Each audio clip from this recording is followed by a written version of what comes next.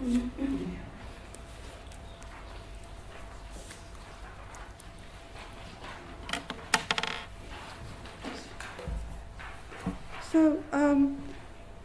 before I start, I just want to thank again the French Institute and the Alliance Française for welcoming us for this series of events devoted to geopoetics and Kenneth White's work. And because it is an encounter between two cultures, two languages, and two geographical landscapes, I thought I would give this talk in English, but I'll answer questions in both English and French. So the title has changed a little bit because it's now in French. I've called this Exil, Nomadologie et Pensée du dehors, en cheminant avec Kenneth White, Chestov, Fondan et Sioran.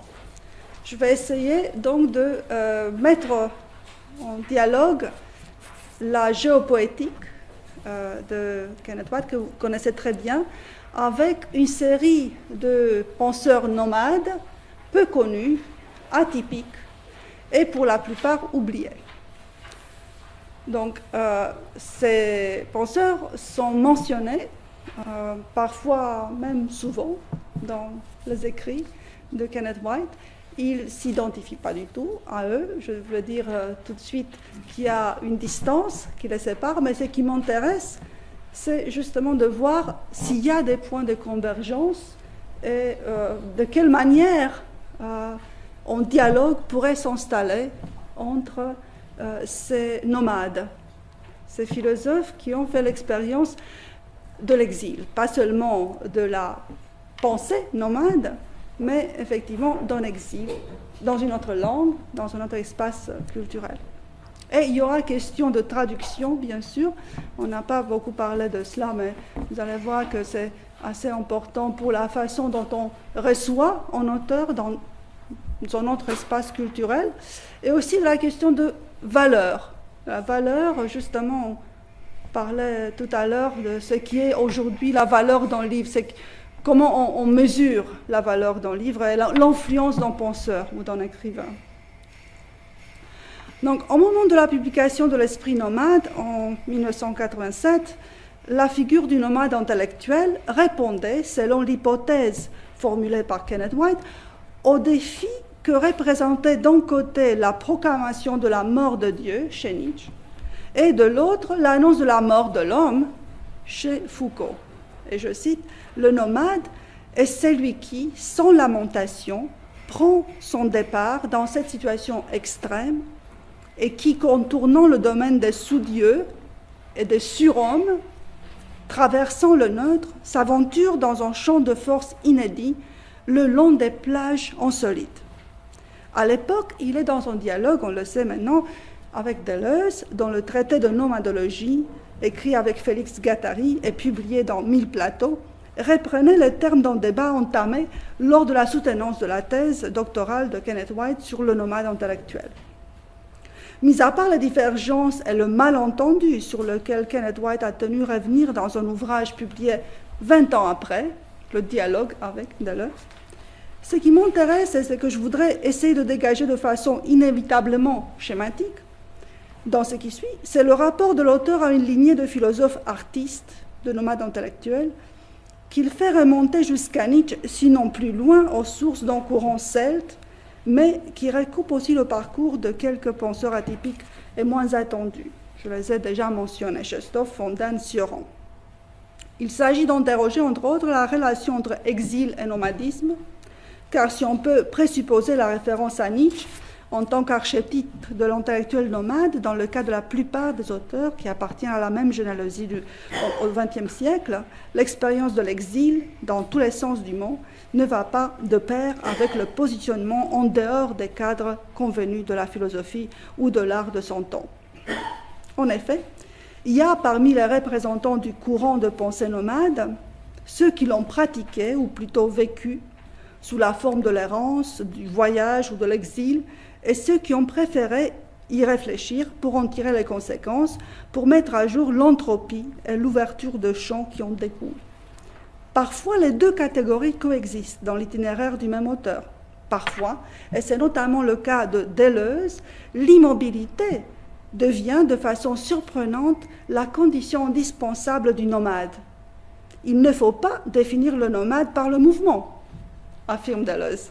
Et je le cite, « Alors que le migrant quitte son milieu devenu amorphe ou en gras, le nomade est celui qui ne part pas, ne veut pas partir, s'accroche à cet espace lisse où la forêt recule, où la steppe ou le désert croissent et en vante le nomadisme à ce défi. Bien sûr, le nomade bouge, mais il est assis. Il n'est jamais assis que quand il bouge. L'exemple, le bédouin au galop, à genoux sur la selle, assis sur la plante de ses pieds retournés, prouesse d'équilibre. La dialectique qui s'établit par la suite entre immobilité et vitesse, je le cite encore, immobilité et vitesse, catatonie et précipitation, ainsi que la distinction entre vitesse et mouvement. Il dit, le mouvement peut être très rapide, il n'est pas pour cela vitesse. La vitesse peut être très lente ou même immobile, elle est pourtant vitesse. Donc cette distinction assez bizarre entre vitesse et mouvement rappelle en tout point la définition de l'image-temps dans les deux volumes de l'ouvrage sur le cinéma que Deleuze publie en 83 et 85. Il parle là de la crise de l'image-mouvement, où il y a une représentation en direct du temps à travers le mouvement de l'image, et du fait qu'il apparaît une image directe du temps qui est coupée, séparée du mouvement dans l'espace, que le sujet contemple immobile. Il est là en tant que spectateur, il ne participe plus au mouvement, il est tout simplement témoin. Et l'exemple qu'il prend du rêve de l'enfant terrifié qui ne peut pas fuir devant le danger, mais qui observe que le monde se met à fuir pour lui et l'emporte avec soi comme sur un tapis roulant, reprend, je crois, de façon saisissante l'image du bédouin, à genoux sur la selle, qui se déplace au galop tout en restant assis. C'est presque une image cinématographique qu'il a à l'esprit. Le nomade, selon Deleuze, est un binôme d'immobilité et de vitesse, car le mouvement est extensif, tandis que la vitesse est intensive. Et je partirai d'ici pour dire que chez White, il y a une conception de la pensée nomade et de la géopoétique en tant qu'intensification, aussi bien qu'élargissement d'un espace mental, qui ne reste pas tributaire d'un mouvement correspondant dans l'espace. Il ne faut pas nécessairement voyager pour développer une pensée nomade. Mais les divergences entre Deleuze et White apparaissent dès que le départ ou la dérive amorcée par Nietzsche commence à être rattachée dans l'interprétation de Deleuze à une typologie linguistique, ou du moins ethnologique. Quand Deleuze fait l'éloge de, je cite, la littérature anglaise-américaine qui ne cesse de présenter des ruptures, des personnages qui créent leur ligne de fuite, qui créent par ligne de fuite, tandis qu'en France, il dit les gens passent leur temps à faire le point. C'est l'expression de Kenneth White. Maintenant, Kenneth White affirme se reconnaître dans la catégorie des écrivains qui procèdent par ligne de fuite, mais, je le cite, à l'encontre de Deleuze, il n'attribue pas l'origine de ce genre de trajectoire à une ère anglo-américaine, mais à un isolement, en exode, en exil. Melville, précise-t-il, n'est pas anglo-américain, il est, pour employer le terme que lui-même affectionnait, en isolato. Dans ses entretiens et dans ses livres qui retracent son itinéraire spirituel entre l'Écosse et la France, Kenneth White a souvent rappelé l'isolement dans lequel il a vécu à Glasgow et à Édimbourg avant son départ définitif pour la France. Une sorte d'exil sur place, à l'intérieur de l'espace familier, urbain, doublé d'un refus de s'enraciner qui apparente, je dirais, ses recherches à l'apothéose du déracinement de Lanchester, un autre penseur nomade arrivé à Paris. Et donc cet exil sur place a précédé le grand exode vers des territoires encore inconnus à la confluence des chemins de pèlerinage d'Orient et d'Occident.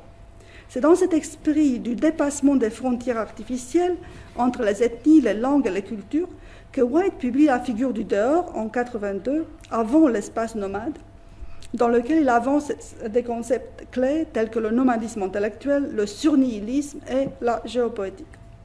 Il s'agit donc, ainsi qu'il le précise dans l'introduction à ce volume, de partir, je cite, à travers des paysages mentaux d'Occident et d'Orient, d'aller à la rencontre de quelques figures exceptionnelles pour découvrir, et je le cite, un archipel de pensée qui dépasse l'opposition de l'Orient et de l'Occident et qui puisse être reconnu et partagé par tous. J'affectionne beaucoup cette image de l'archipel.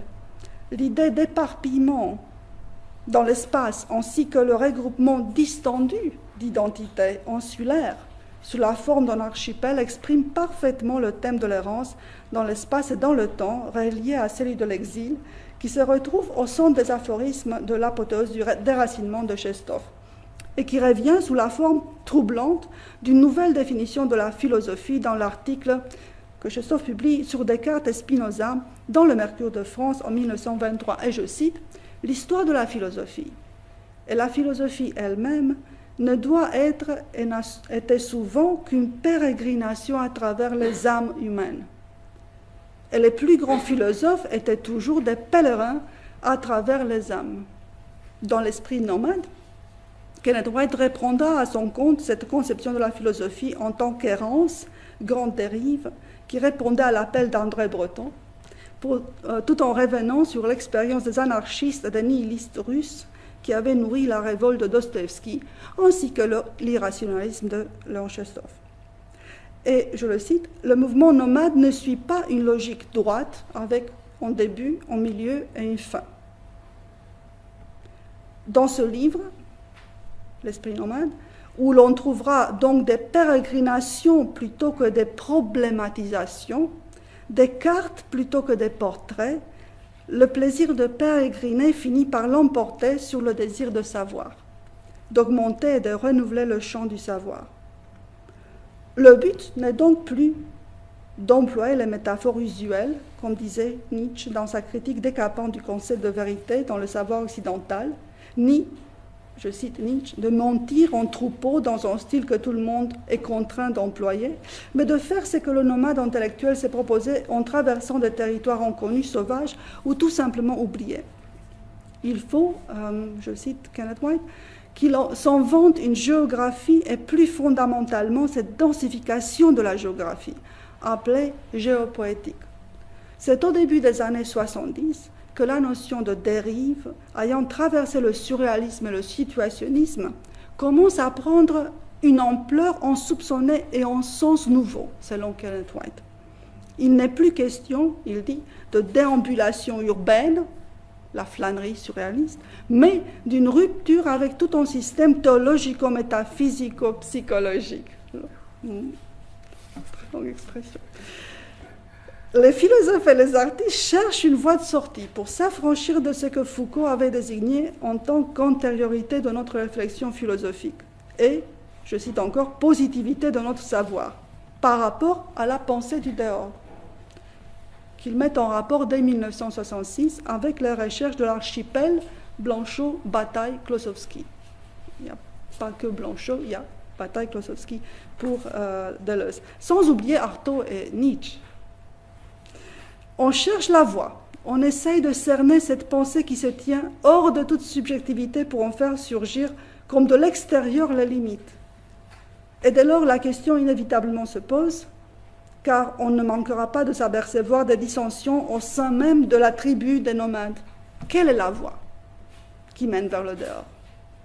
Est-elle synonyme de raisonner des règlements de tous les sens, la méthode rimbaldienne d'atteindre la voyance que Fontaine, à l'instar de Chestov, dénoncera en tant que subterfuge spéculatif et exploitation rationnelle de l'irrationnel, ou bien correspond-elle à une expérience vécue, sinon subie, plutôt que provoquée de l'exil, de l'errance, de la solitude, de l'exclusion, qui prend la figure d'une philosophie de la tragédie, possible dehors de la pensée spéculative selon Chestov et Fontaine, par exemple. Il est vrai que dans l'espace nomade, Kenneth White prend le parti des philosophes tels que Merleau-Ponty, qui propose, je le cite, de renoncer à la philosophie éternitaire sans tomber dans l'irrationalisme. Il s'agit d'éviter toute référence à la métaphysique en essayant de chercher une nouvelle conception de la raison que Merleau-Ponty semble trouver dans les matrices poétiques. Mais non, tandis que Tchekhov finissait son livre L'apothéose du déracinement, issu des pérégrinations dans les montagnes suisses sur les traces de Nietzsche, avec un avertissement au lecteur en allemand. Mon allemand n'est pas très au point, mais je vais essayer. Nur für Schwindelfreie. Pour ceux-là seuls qui ne craignent pas le vertige.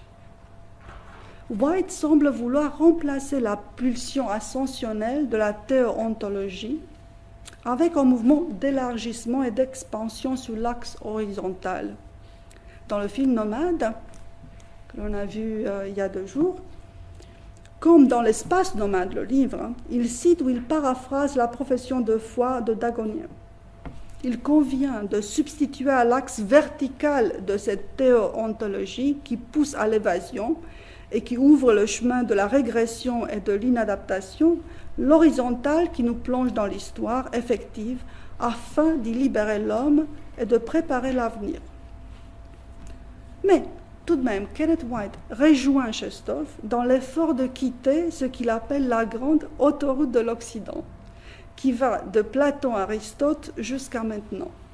Cette grande dérive, inaugurée au début du siècle dernier en Russie par Tchekhov, s'est poursuivie à Paris avec la réception de Dostoïevski et de Nietzsche, dans laquelle l'auteur de l'apothéose du déracinement a joué un rôle déterminant dès 1921.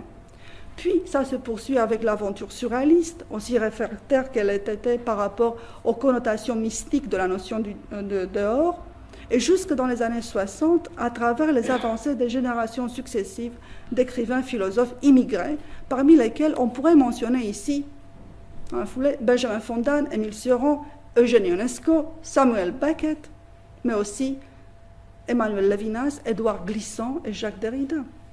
À plusieurs reprises, dans les essais et les écrits en prose de Kenneth White, à commencer par l'esprit nomade, on croit reconnaître dans la description de l'errance philosophique certaines expressions du livre de Tchekhov, L'apothéose du déracinement, qui faisaient référence aux banlieues mal éclairées, loin du son des grandes villes, où s'aventurent les vagabonds et les voyageurs solitaires. Dans la préface de l'esprit nomade, White met en garde son lecteur. Celui qui aime les boulevards n'aimera pas ce livre. On ne peut ignorer qu'ils ont été construits surtout pour les mouvements militaires. Les boulevards, les mouvements militaires. Ces boulevards, c'est ce que j'ai appelé par ailleurs l'autoroute de l'histoire. Le nomade, c'est aussi celui qui quitte l'autoroute de l'histoire, ainsi que les cités pathogènes qui la jalonnent, et qui s'enfonce dans un paysage où il n'y a parfois plus de chemin, plus de sentiers, tout au plus des tracés. Et il y a, on dirait, dans la trajectoire de ces philosophes artistes nomades, provenant des espaces culturels très différents, comme la Roumanie, la Russie, l'Écosse, l'Irlande, l'Algérie, pour Derrida, un tropisme français, très intéressant, qui les fait converger dans la capitale de l'émigration artistique et intellectuelle, Paris, avant de les renvoyer vers une certaine figure de l'Orient, qui n'est autre parfois que celle de leur origine, de leur marginalité, de leur excentricité par rapport à l'antériorité de ce concentré d'Occident qu'est l'espace culturel français. Et je vous propose de découvrir maintenant, en regardant le polycopier que je vous ai envoyé, le fragment 22 du livre L'apothéose du déracinement, traduit en tant que Sur les confins de la vie, où Tchekhov, à l'époque, c'est bien avant son exil en France, ce livre a été écrit et publié en 1905. Et c'était son premier livre nietzschéen, avec des fragments, des aphorismes, quittant la tradition de la philosophie systématique. Et dans ce fragment, il s'identifie en sauvage, c'est le penseur sauvage. Il dit « Grattez le russe et vous trouverez le tartare. La culture étant donc qu'on reçoit un héritage, on ne réussit presque jamais à se l'assimiler d'un seul coup. À nous autres Russes, la civilisation fut révélée brusquement lorsque nous étions encore des sauvages, et elle prit aussitôt l'attitude d'une dompteuse, essayant d'abord de nous apprivoiser par des appâts et passant ensuite en menace quand elle sentit sa force. Et un peu plus loin, je reprends quelques 5-6 lignes plus bas, il suffisait à un Russe de respirer ne fût-ce qu'un peu l'air de l'Europe pour qu'aussitôt la tête se mit à lui tourner. Il comprenait et commentait à sa façon, ainsi qu'il convenait à un sauvage, toutes les conquêtes de la civilisation occidentale. Et puis, bien sûr, il continue, il prenait tous ses rêves comme la réalité, comme la vraie réalité. Tandis que, il explique par la suite, l'Europe a perdu la croyance dans les miracles ou dans la réalisation effective des idéaux. En Russie, il dit, on continue à confondre les miracles et les idéaux. Et par la suite, j'ai aussi ajouté un fragment qui est placé vers la fin du volume, où ils mettent à nouveau face à face l'occidental comme type et l'oriental ou le sauvage, le russe en tant que ce sauvage, ce nomade. Et il dit, c'est de l'autre côté de la feuille que je vous ai envoyée, je vous ai donnée, l'occidental n'a confiance qu'en lui-même, rien qu'en lui-même. Il est fermement convaincu que personne ne viendra à son aide s'il ne se tire pas d'affaire lui-même. Et en conséquence, tous ses efforts tendent à organiser pour le mieux son existence. Le temps lui est strictement mesuré. S'il n'a pas réussi à chanter ici-bas son petit air, celui-ci restera inachevé. La destinée ne lui accordera pas une minute de plus pour terminer son morceau. Et tel un bon musicien, il sait bien que s'il ralentit, ne fût-ce que pour un instant, le tempo à Dieu, à l'harmonie. C'est très intéressant parce que dans ce fragment, déjà, il reprend l'idée de la musique comme étant une forme aussi de pensée. D'ailleurs, son traducteur et son critique en France, Boris de Schleuser, faisait référence à une logique musicale. Il disait, c'est vrai que sa pensée peut sembler irrationaliste, mystique, contradictoire. Eh bien, vous êtes devant une forme de logique musicale. Et il se mettait, comme vous voyez dans ces fragments, le reste fait référence au carpe diem que, entre autres, Camus a repris dans ses essais, philosophie existentielle. Donc il met en rapport, il oppose la pensée, la perception occidentale du temps et du tempo dans la musique avec ce qu'en russe ou en nomade, en sauvage, considère être en temps distendu, en temps presque aléatoire, en fini. Et donc, il y a un passage parce que toute cette idée du philosophe artiste et de la musique en philosophie, de la pensée musicale, de la logique musicale, fait référence à Nietzsche. Et j'aurais voulu revenir sur un passage de Schopenhauer, éducateur, où il y a, je dirais, un point possible de rencontre entre la pensée nomade chez Kenneth White et cette pensée venue de Russie, en espace, disons, que Chestov décrit en tant que sauvage, oriental dans son essence. Et cette rencontre, je dirais, peut avoir lieu sur le terrain d'une configuration du hasard, ou bien de ce que White appelle la géopoétique, dans le sens, je dirais, d'une interaction du philosophe artiste avec son milieu. Donc il y a quelque chose, et on a parlé de nature, du fait que la nature ignore les destinées des gens. Donc je citerai un passage de Nietzsche, de son texte Schopenhauer, éducateur, où très intéressant, il parle de cette métaphore de la flèche. de l'artiste ou du philosophe envoyé comme une flèche dans le monde. La nature envoie le philosophe dans l'humanité comme une flèche. Elle ne vise pas, mais elle espère que la flèche restera accrochée quelque part. Ce faisant, elle se trompe une infinité de fois. Elle a du dépit. Les artistes et les philosophes sont en argument contre la finalité de la nature dans ses moyens, bien qu'ils constituent une excellente preuve pour la sagesse de ses fins. Ils ne touchent jamais qu'un petit nombre, alors qu'ils devraient toucher tout le monde. Et la façon dont le petit nombre est touché ne répond pas à la force que mettent les philosophes et les artistes à tirer leur artillerie. Et du coup, on voit très bien que ce qui se passe avec la réception de Chestov en France et ce qui s'est passé pendant assez longtemps avec la réception de la pensée nomade de Kenneth White, c'est exactement cela, le fait qu'on a l'impression que ça ne touche pas son public, ça ne trouve pas son public.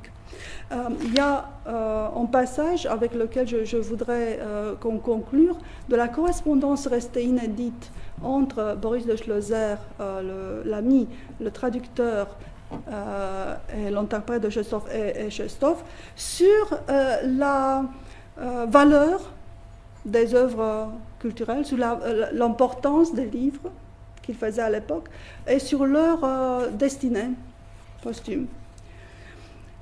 Donc, dans un article que Boris de Schlosser publie en 1922 sur Chestov, il défend le style aphoristique de ce penseur atypique et ce qu'il appelle l'amoncellement de paradoxes et de contradictions qui le caractérise.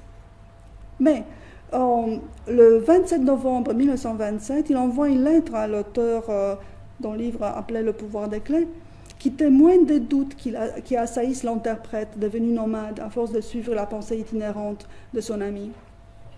Arrivera-t-on un jour, s'interroge-t-il, à s'instruire auprès de cet aventurier de la pensée, de ce russe sauvage, rendu moins farouche en traduction française, enfin apprivoisé? Et devrait-on le trahir pour mieux le traduire? Est-ce qu'il faut apprivoiser une pensée et la traduire pour la faire... pour qu'elle soit acceptée. Donc, Chestov lui répond, et à cela, Boris envoie une lettre en lui disant « Votre dernière lettre m'a profondément touché et réjoui précisément du fait que vous ayez besoin de moi, que les évidences se veulent insurmontables, ça se comprend, qu'on aime cette insurmontabilité, ça se comprend bien aussi. C'est bien sur ce fait que se fonde toute la vie, la culture et la pensée. Je suis certain que lorsque vous et moi, nous ne serons plus, on étudiera votre œuvre, on émoussera certainement sa pointe et on arrivera à s'instruire de vous, à se servir de vos pensées, de votre clairvoyance, comme on a fait de Plotin et de Saint Jean de la Croix. Vous voulez la guerre et on vous propose la paix, le conformisme. Et cela aussi me semble tout à fait agréable, car chacun qui vous lit ou qui vous écoute, même des plus hostiles, devrait sentir qu'ici, il y a quelque chose, que vous avez découvert quelque chose. Et en même temps, on sent que de ce quelque chose, on ne peut rien en faire. Impossible de l'admettre, mais également impossible de le rejeter. Il ne reste que de se l'approprier, entre guillemets. Mais vous-même, Lev Isakovitch, évidemment, ce n'est pas ce que vous faites. Ce serait justement de chercher un compromis avec votre propre vision. Toute votre œuvre s'agit bien d'une bataille, et au bout du compte, cela aboutit à une mauvaise paix. C'est pourquoi elle est tragique.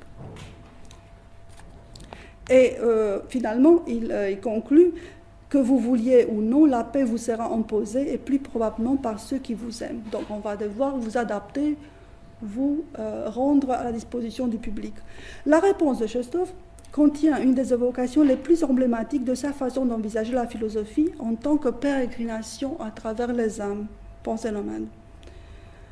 Il n'y a pas de commune mesure, suggère Chestov, entre la valeur culturelle ou l'utilité d'une pensée philosophique et sa portée existentielle en tant qu'errance, recherche solitaire de la vérité et des sources de la vie. Il écrit, le 1er décembre 27, « Je suis tout à fait d'accord avec ce que vous écrivez, mais ce n'est pas si terrible que ça. Ce n'est pas terrible que des livres paraissent au profit de la culture. Ça a toujours été ainsi, et ça sera toujours ainsi. Et non seulement ce n'est pas une raison de se désoler, mais on peut même s'en réjouir. La culture est quelque chose de précieux et d'utile. Ça serait triste si cela signifiait que la chose pour laquelle j'ai lutté et continue de lutter a un sens et une valeur seulement pour la culture. Évidemment, en ce qui me concerne, cette supposition est possible. C'est-à-dire que je ne fais peut-être pas quelque chose de vrai. Cependant, si on ne parle pas seulement de moi, mais en général de quelqu'un, comme par exemple Plotin, que vous citez, qui connaissait et acceptait, il le cite en grec, agon megistos kai eskatos, la grande lutte finale, lutte que l'âme doit accepter à la fin. Alors qu'on pourrait, on devrait à ce moment compter sur autre chose. En exemple, Dostoïevski, il a écrit Les Carnets du sous-sol, et non seulement les autres les ont reniés, mais également lui-même. Mais après 2 décennies et dans un pays étranger, un pèlerin sans abri les a entendus, et encore dans une mauvaise traduction française. Les a absorbés et on a parlé aux autres. Je pense qu'il y a eu beaucoup d'exemples de ce type. Une petite veilleuse que quelqu'un a un jour allumée brûle et ne s'éteint pas. Des pèlerins bénévoles, de façon imperceptible, l'alimentent en huile. Et je crois que le tranchant du désespoir de Plotin, de Platon, des prophètes et des poètes ne s'émousse pas, mais tout simplement ne blesse plus ceux qui ne sont pas censés être vulnérables. Et on reconnaît ici la métaphore de la flèche que Nietzsche avait utilisée en disant « ce n'est pas si grave si la flèche manque sa cible ». Si la plupart des fois, la nature se trompe complètement et l'effet semble être négligeable par rapport à l'effort fait par l'artiste et par le philosophe. Mais il répond, et ce qui est très intéressant dans la lettre, ce pèlerin qui lit Dostoïevski dans une mauvaise traduction française, ce n'est autre que Nietzsche. Et la rencontre des deux, qui ne se passe pas dans un espace physique, mais à travers la lecture, et encore la lecture en traduction française. Et ce que Chestov comprend en tant que philosophie, nomade philosophie, réellement en dehors des espaces, des boulevards, des grands boulevards de l'histoire, de l'autoroute de l'histoire. Et je finirai par rappeler ici un très beau passage de l'entretien que Kenneth White a donné au Salon du Livre en 2014, où il a expliqué que son œuvre est faite de 3 parties. Et à ce moment-là, il a dû laisser le micro pour parler avec ses mains. Il a dit, il y a d'abord les essais, qui sont la base, la tige est formée par la prose, les écrits en prose, et la pointe de la flèche, c'est le poème.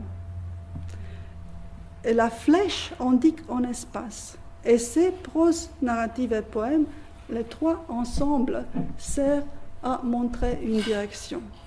Ce qui est intéressant et ce qui me semble extrêmement important, c'est que cette direction, cette flèche, ça pourrait, je ne dis pas que ça doit, ça pourrait indiquer le même espace hors limite que celui que Nietzsche ou que Chestov essayait d'indiquer en dehors des espaces convenus. Je m'arrêterai ici. Je vous remercie de votre attention.